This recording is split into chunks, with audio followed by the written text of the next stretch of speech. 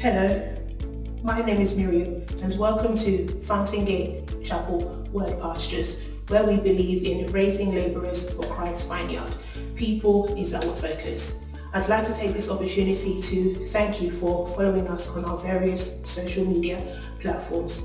I hope that you'll be blessed by this teaching. God bless you. Divine habitation and the concept of holiness. Father, we give you the praise. Let your name be exalted in the midst of your people. In Jesus' name we have prayed. Amen. Amen. I'll be very brief.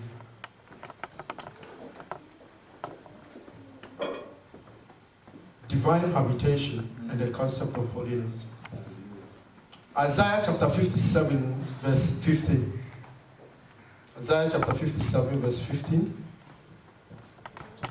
For thus says the high and lofty one that inhabited eternity, whose name is holy. I dwell in a high and holy place, with him also that is of a contrite and humble spirit, to revive the spirit of the humble and to revive the heart of the contrite one. So here this text is giving us an insight that God inhabits a holy place. So the habitation of God is holy. Psalms 47 verse 8. Psalm 47 verse 8. God reigneth over the heathen. God seated upon the throne of his holiness. So here we also found out that God sits on the throne, and that throne is holy. So the habitation of God is holy. Psalm 93 verse 5. Psalm 93 verse 5. Thy testimonies are very sure. Holiness becometh thy house, O Lord, forever. Holiness is the abode, is the habitation of God. Habakkuk chapter 2 verse 20.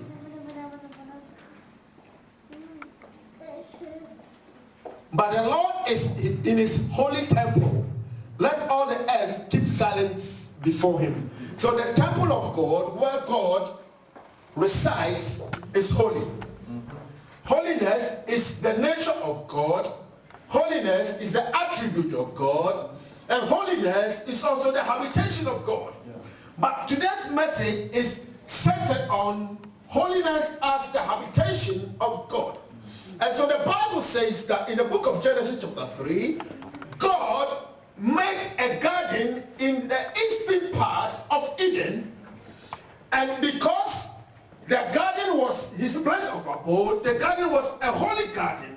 And the Bible said that God invited man into the garden so he can have fellowship with man. So the garden in which God invited man was a holy garden. And the Bible says that when man sinned, when they realized that God was approaching them, the Bible says that they ran into hiding, which means that unholiness has no place in the habitation of God. Because the garden was the habitation of God. God invited man to come and inhabit with him, and man became unholy. And when man heard the voice of God, the Bible says that man ran into hiding, which means that unholiness is inimical to divine habitation. Where God dwells, unholiness cannot dwell or cannot cohabit with God. So the Bible says that God drove man out of his presence. Why? Because anything that is unholy cannot live with God. Anywhere that God dwelleth, holiness prevails. And that which is unholy can never dwell together with God. So God had to drive man out of his presence, because in his presence dwelleth holiness, and because man had become unholy, God had no choice than to drive man out of his presence. So from the point of experience, God ceased to invite man into his habitation, but man had to create a context that was suitable for God in order for God to come. So after the garden incident, the patriarchs, before they could encounter God, before the patriarchs could meet with God, they had to prepare a place of holiness in order for God to come and visit them. So in the garden, God himself made the habitation and invited man to come live with him. But after man abused that privilege, man could only mix with God, dialogue with God, only when man had prepared a suitable place of holiness, a suitable place of sanctity, before the presence of God could be invoked within that vicinity. So we are reading what happened to the patriarchs, how they invoked the presence of God after building a place of holiness. Because according to the text that we have read, holiness is the seat of God. Anywhere there is holiness, God exists. So let's read Genesis chapter 12 verse 8, and let's see something there. Genesis chapter 12 verse 8. And he removed, that's Abraham, from thence unto a mountain on the east of Bethel, and pitched his tent, having Bethel on the west and Ai on the east. And there he built an altar unto the Lord, and called upon the name of the Lord. Somebody fetch me the cloth we use for ministration.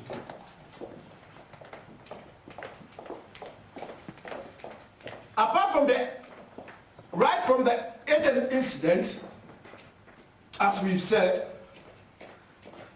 give me all of them, bring me all of them. In order for man to mix with God, man would have to create a conducive context, a context of holiness. Thank you very much. Before the presence of God could be invoked in that vicinity.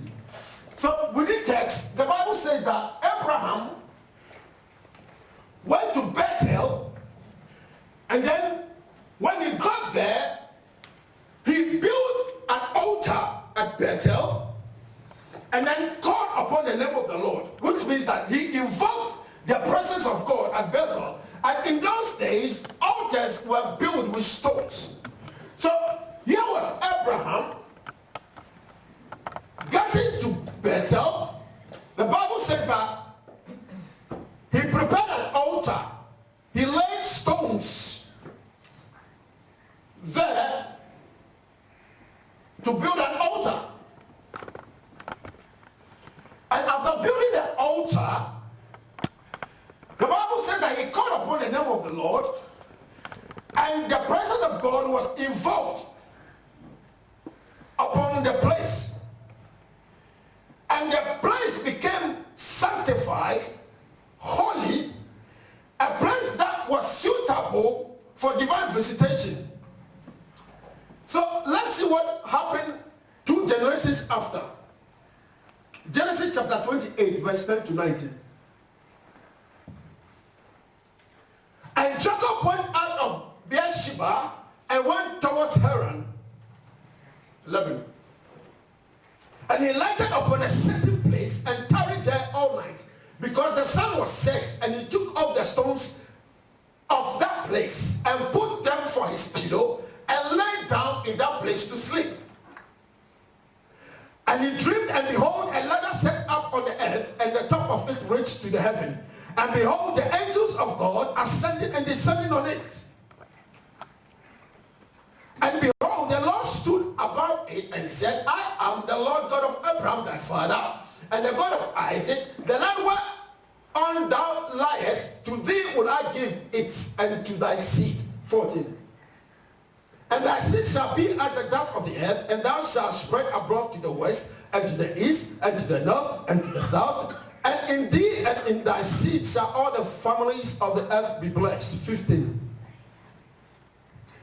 And behold, I am with thee, and I will keep thee in all places, whither thou goest, and will bring thee again into this land.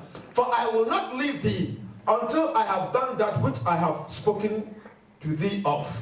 16. And Jacob awaked out of his sleep, and he said, surely the Lord is in this place, and I knew it not. And he was afraid and said, how dreadful is this place? This is none other but the house of God, and this is the gate of heaven. 18. And Jacob rose up early in the morning and took the stone that he had put for his pillow and set it up for a pillar, and poured oil upon the top of it. And he called the name of that place Bethel. But the name of that city was called Luz at the first. So Abraham got to Bethel, built an altar for the Lord, called upon the name of the Lord, sanctified the place. The place became holy, and God rested on that place, because the habitation of God is holiness. So 2 generations after, his grandson Jacob was running away from his brother Esau, because Esau wanted to kill him. And Jacob got to Bethel, the place that Abraham invoked the presence of God. So when he got there, he didn't know that his grandfather had visited the place and had done some rituals in the place. So he got there, and the Bible said that he got to a certain place, which means that he didn't know the place. And he was tired. So he took one of the stones. That his grandfather had used in preparation of the altar, that he called the name of the Lord upon. So he took one of the stones. He didn't know, neither did he know that the place had been visited by his grandfather. So he took one of the stones. He was tired, needed somewhere to sleep, and he just slept on the stone.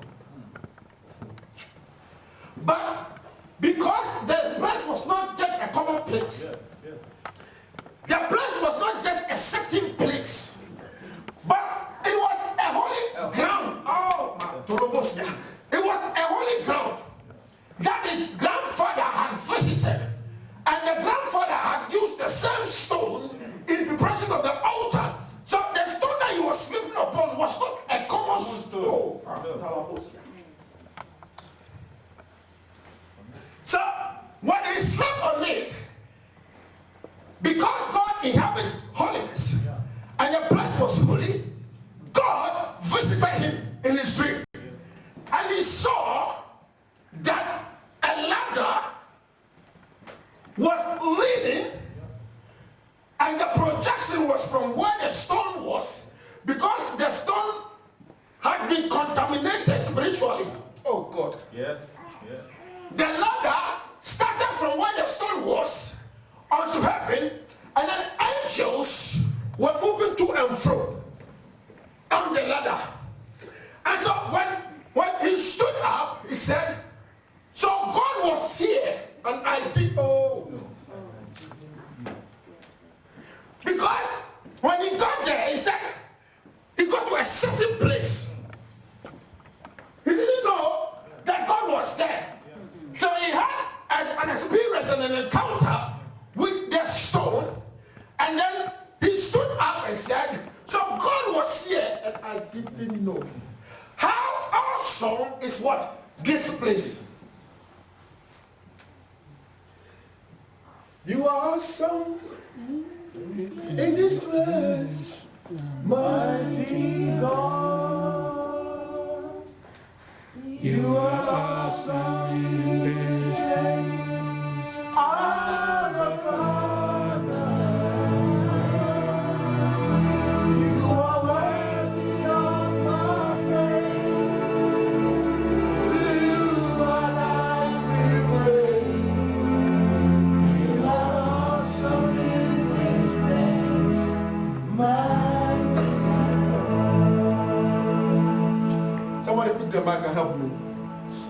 You are awesome in this place, mighty God.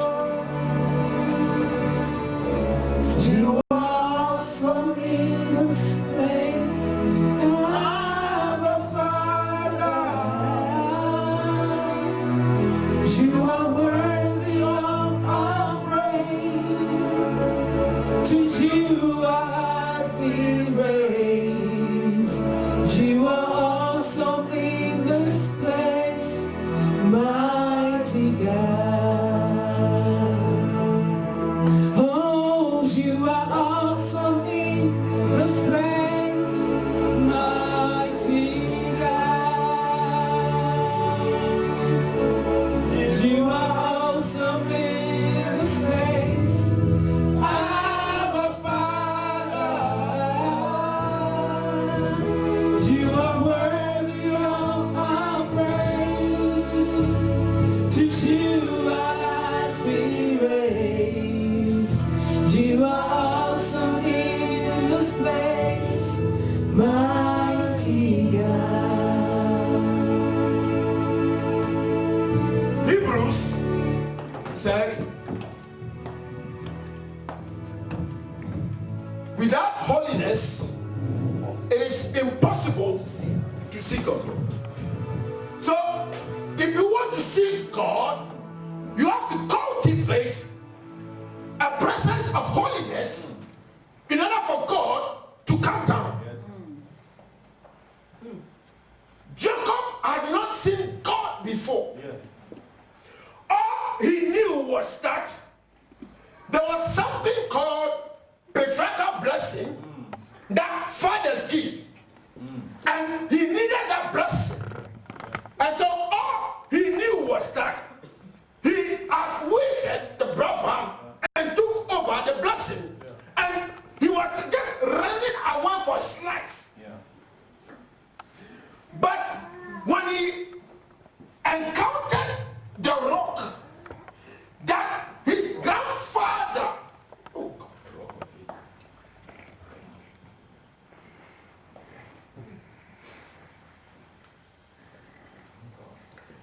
any church that does not countenance holiness,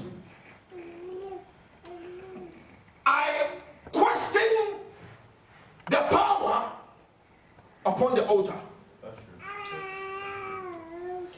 Because if God could drive man out of the garden, because man became unholy. And Hebrews says that without holiness you can't see God. And you are not operating in holiness.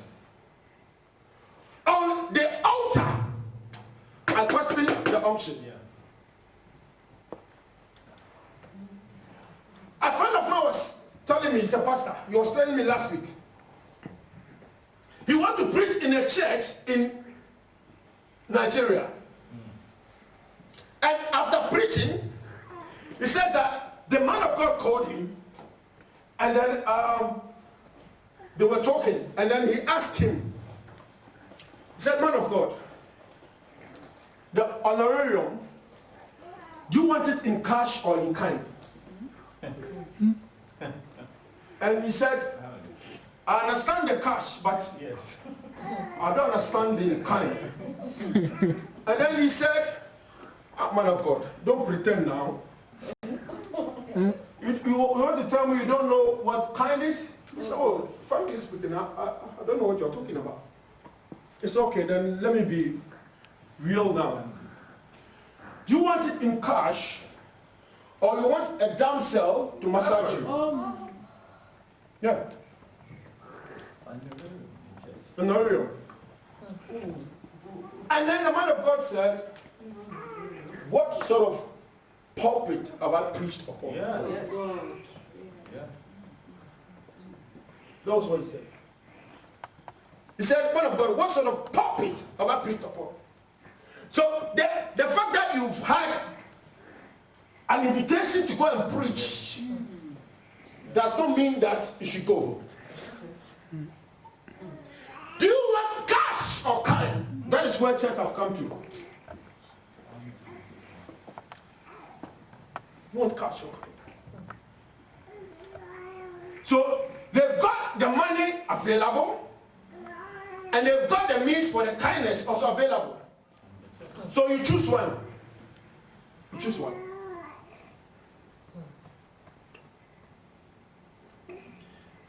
Let's see the connection also between Abraham and Isaac. Genesis chapter 21, verse 25 to 34. Oh gosh. This will be my last exposition. And Abraham reproved Abimelech because of a well of water which Abimelech's servant had violently taken away. 26. And Abimelech said, I wot not who hath done this thing.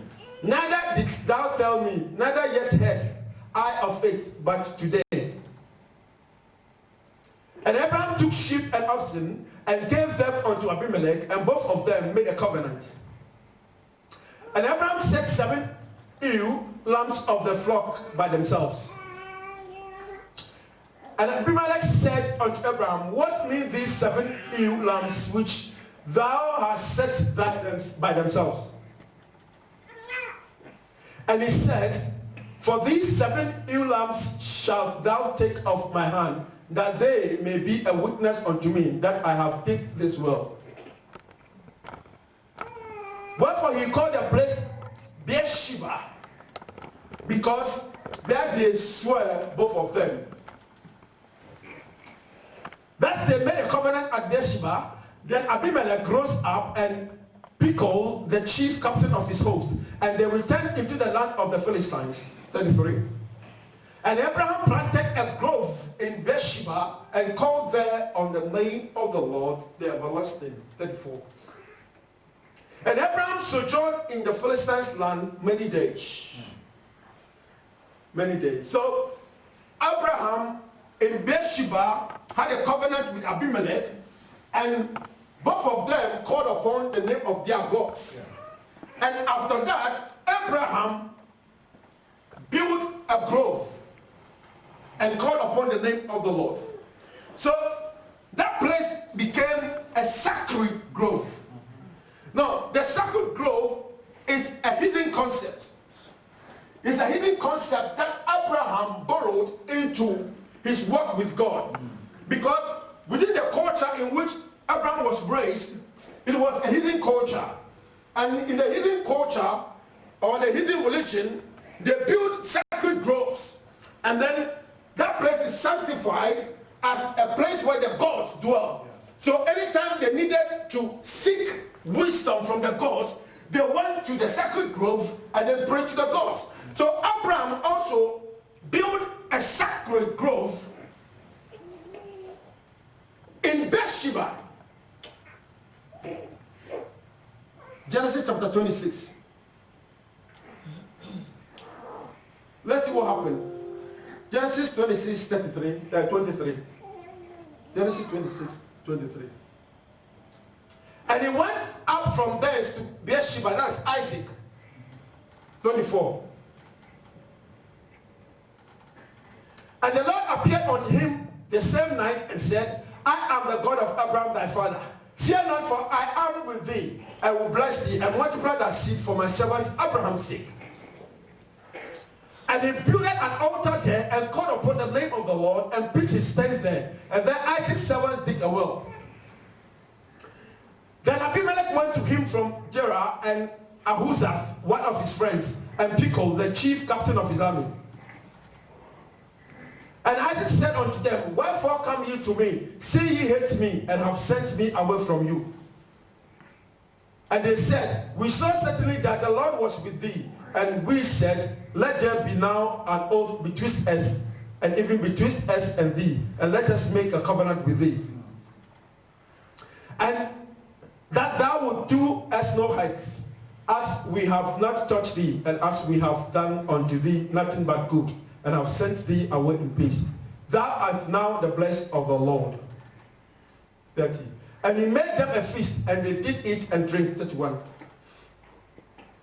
And they rose up betimes in the morning and swore one to another. And Isaac sent them away, and they departed from it in peace. 32.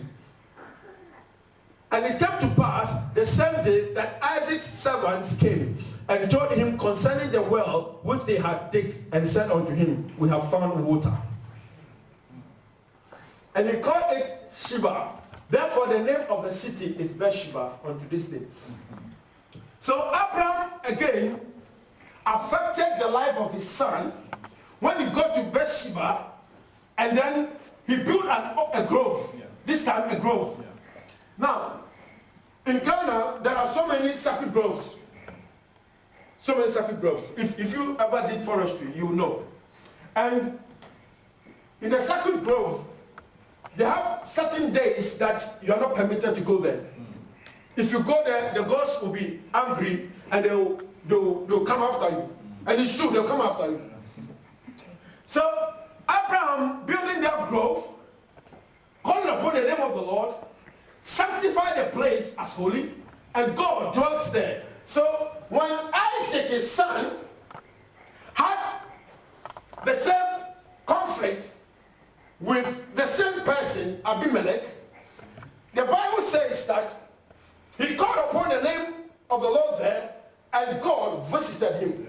So the concept that I want to draw here is the fact that anywhere that holiness prevails, that place is prone to divine visitation. That place is prone to divine visitation. Wherever there is holiness, God is there. So you cannot claim to be a Christian and then wanting to experience the presence of God and not live in holiness. Yeah. No, because right from Genesis, we have been told that God drove man out of the garden because of unholiness. Yeah. And after that, God ceased to create his own context to invite man for a dialogue. Man has to create his own context of holiness before his presence could be invoked. And Abraham did that, Isaac did that, and Jacob also did that, which gives us the understanding that holiness is the key to the presence of God. Hello viewers, God bless you for watching, and I hope you were blessed by the teachings. My name is Reverend Dr. Nathaniel of Fountain Gate Chapel, Croydon, London. If you are looking for a closer relationship with God and an in-depth understanding of the things of God, and you don't have a ministry, I strongly recommend this ministry to you. If you haven't received Jesus Christ as your Lord and personal Savior, I want to take this opportunity to present Him to you, accept Him into your life, and your life will never be the same. Continue watching and stay blessed. Shalom.